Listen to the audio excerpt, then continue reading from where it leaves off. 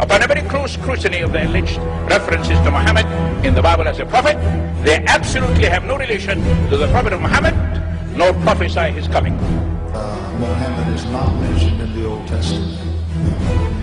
Muhammad is not mentioned anywhere from Genesis to Revelation. And Muhammad is God's true messenger. That's a joke.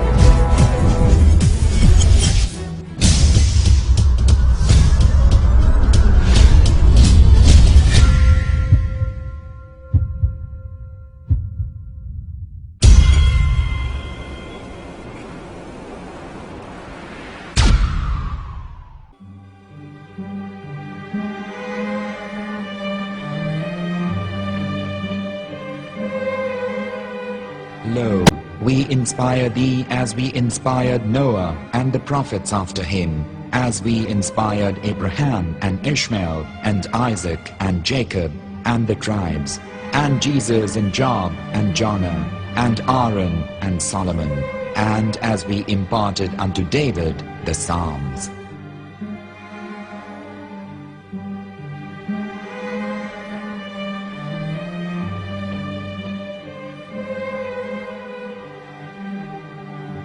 The verse we've just heard is from chapter 4 of the Quran.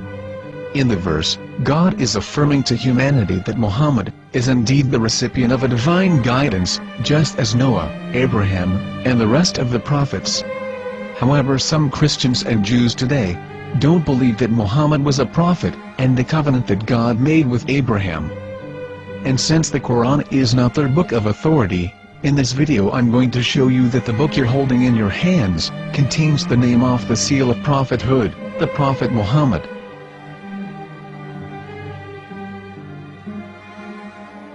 As known, the Old Testament was preserved in the Hebrew language. In the 5th chapter of the Shir HaShirim, which is one of the 5 Megillat or sacred scrolls that are part of the Hebrew Bible, or for short the Song of Solomon, as Christians know it today. That chapter is discussing someone. Jews will say it is discussing Solomon, while Christians will say it is discussing Jesus.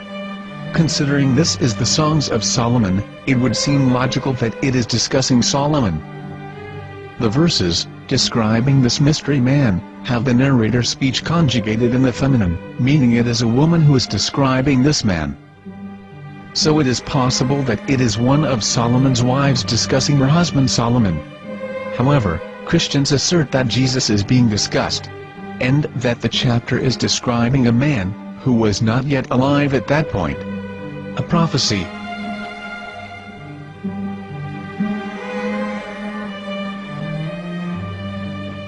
In reading the English translation of Song of Songs 5:16, it finishes the description by saying, "He is altogether lovely," but what most people don't know is that the name of that man was given in the original Megillat. Here is verse 16, and how it is written in ancient Hebrew, before introducing the vowels, in the 8th century. From the Hebrew Bible, on scripturetext.com. Here is the word in question. This word is made of 4 letters. Mem, Het, Mem, Dalet. Now when reading the word as it is written in its original form, with no vowels, it can be read as Muhammad, which is the name of the Muslim prophet, or as Mamad with no A after the H. According to Ben Yehuda's Hebrew English Dictionary, it is correctly pronounced as Muhammad, not Mamad. So how we're going to know for sure if it's pronounced as Muhammad, the Muslim prophet, or as Mamad, a random Hebrew word? The only way is to give the verse to a rabbi, and say to him, "Please read." Here is the Song of Songs 5:16, and how it is read by a rabbi from a Hebrew Jewish site. Please notice, the im in Hebrew is a plural of respect.